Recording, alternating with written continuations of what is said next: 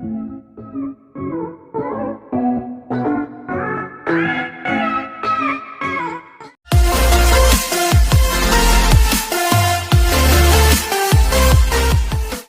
right now going to demonstrate the last 4 or 5 meters of a race and the position you should be in. Let's talk about the biggest flaw that most sprinters make getting toward the end, is that they get out of position.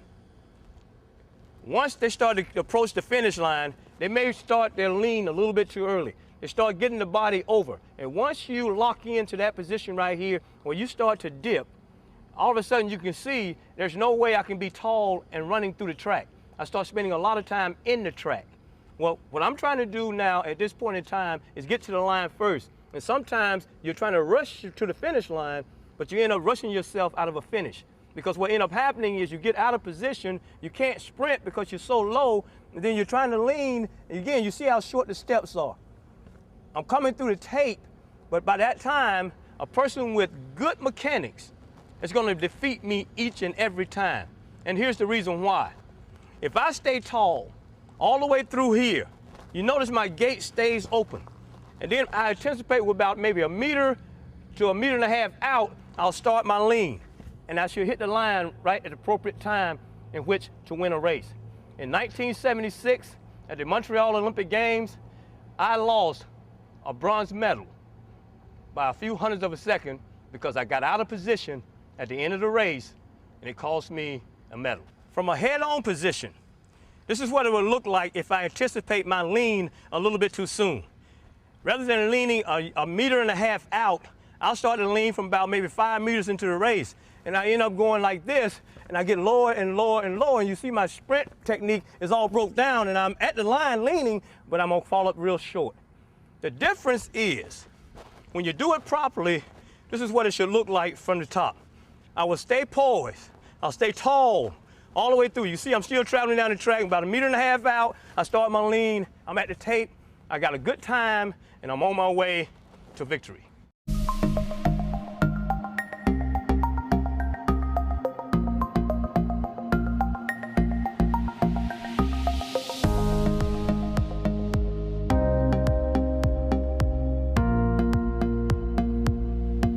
Welcome to this series of videos on the types of start. This is a brief video to introduce the types of starts used in athletics. Starting well is vital, as it can set the tone of your race and may often determine how the whole race will go. Clearly, this becomes more important as we decrease the distance that we are running. For example, we have less time to reach our maximum speed in a short sprint compared to a marathon, which is obviously run at a much slower pace.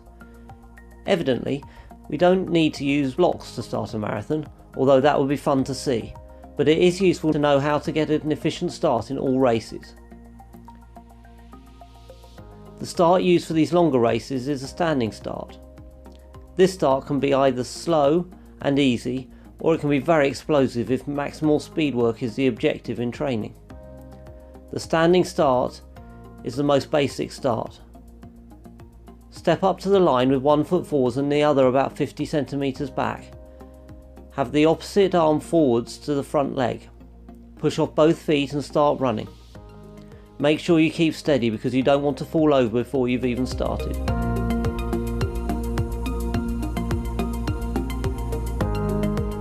The next type of start is a crouch start. This is more commonly used for the sprints and is a good introductory exercise to teach kids how to sprint. It involves kneeling down into a crouched position, which will help you to be explosive and achieve maximum speed as fast as possible. We will cover how to get into this position in a later video.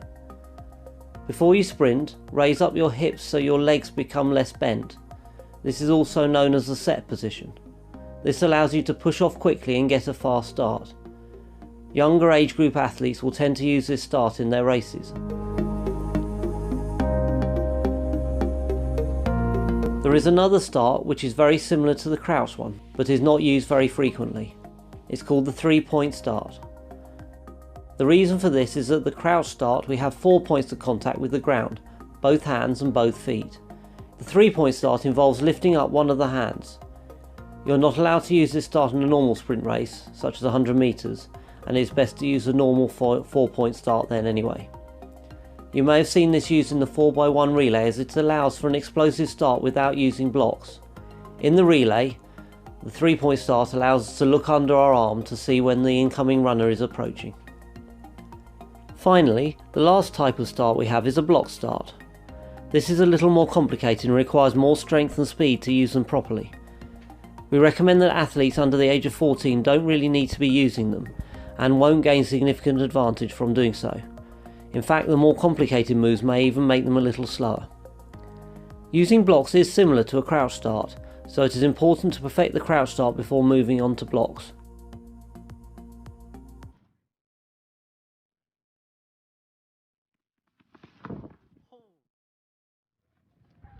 What's up, future track stars? We're here to show you the events. So first of all, we'll just talk about the running events.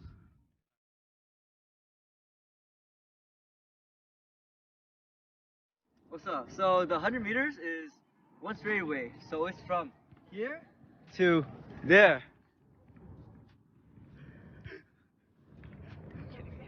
Alright, so next up is 200 meters, which is 100 meters of a curve and 100 of a straightaway.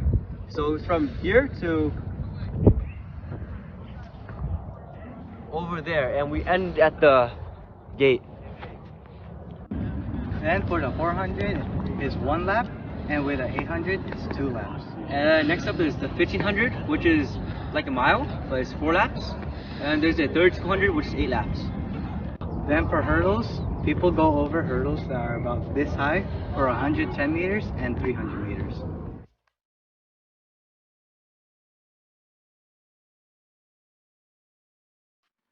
Alright, so here we are, we're at the sand pit. So this is where we do our long jumps and triple jumps. So long jumps, you try to jump as far as you can. And for the triple jump, we do a thing called bounds for 3 times. So basically, 1, 2, 3, and jump it. So also in the jump category, there's also a high jump, where you run into a jump and you jump over this bar.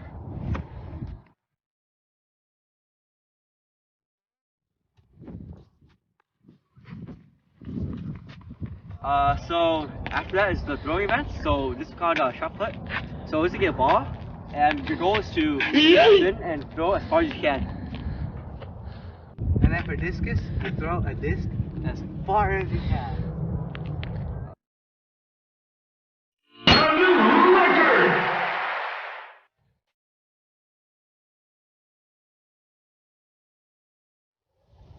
Alright, so last but not least is the relays. So first off, we have the 4-1, which is the 4x100 meter relay. So each person will run 100 meters, and this is a pretend it's a baton, and we'll be running, right? Running. And your hands are on, and the next person running. And the first team to complete 1 full lap with all 4 members wins the relay. So the last event is the 4x400, which is like the 4x100. But instead of running 100 meters, you're running 400 meters, which is 1 lap for each person. This short video will be going over the track markings, starts, and relay exchanges on a standard 400 meter running track. Now we'll begin looking at the race starting lines based on the race distances. The waterfall line is used in many races where they just want to give everyone an equal start. There are no staggers. Once anyone gets a step, they may start running ahead of another person. The races there commonly are the 800, 1600, and 3200 meter run. The green staggered start on your right is a 1 curve stagger which requires all runners to stay in their lanes or alleys for the first curve, and then they may cut in when they have 1 step ahead of another runner. This is used for the 800 meter, 1600 meter, 3200 meter, and 3200 meter relays commonly. By preference, you may use alleys, which is combining lanes 1 and 2, 3 and 4, 5 and 6, 7 and 8, rather than using lanes 1 through 8. The second staggered start is a white staggered start. This is a 2 curve stagger that is used when any race requires 2 curves of a head start in order to finish. Those races will be the 400 meter run and the 400 meter relay. The third staggered start is used blue. This is a 3 curve stagger and is used only during one race, which is the 1600-meter relay, which requires 3 curves stagger before runners may cut into the inside of the track. The fourth and final staggered start is a 4-curve stagger marked by a red line in each lane. This is used for the 800-meter run, where the team is required to stay in their lane for 2 complete laps. Now we will be looking at the exchange zones for the 400, 800, 1600, and 3200 meter relays. The first relay we will look at is the 400 meter relay, otherwise known as the 4x1. This track, they will be using the yellow exchange zones to mark the 4x1 exchange. Exiting the first curve will be the first exchange, where you see the opening and closing of the yellow triangles. Entering into the second curve, you see that this exchange zone is also paired up with the 800 meter relay.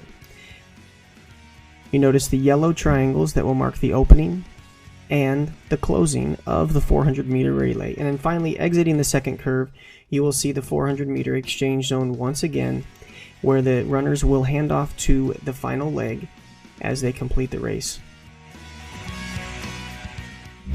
The second relay we will look at is the 800 meter relay, which is also known as the 4x2. It will use the red staggered start in each lane. The first exchange is the 800 meter exchange, the red triangles that will be in the entering of the second curve. You see the opening and closing of triangles in that lane. The second exchange will begin near the finish line. It will also use a red triangle that will mark the opening and closing of each exchange zone. The third exchange is back in the beginning of the second curve. This will use the yellow exchange zone as it partners with the 4x1 exchange, giving that 1 curve stagger as the runners will then complete the race. The third race we will talk about is the 1600 meter relay, or the 4x4, which uses the blue staggered start, a 3-curve staggered start. The first runner will run their race all in their lane. When they come to the blue triangle in their lane, as they complete 1 lap, they will then hand off to the second runner. That second runner will run a 1-curve stagger and then hand off to the third runner, which will be using the common or green exchange zones as they open and close. The fourth runner will also do the same as they finish the race. The last relay we will talk about is the 3200 meter relay, or the 4x8. This relay can start in various methods, whether waterfall or 1-curve stagger, but all exchanges will occur using the common or green exchange zone, which is 10 meters in front of and 10 meters behind the finish line.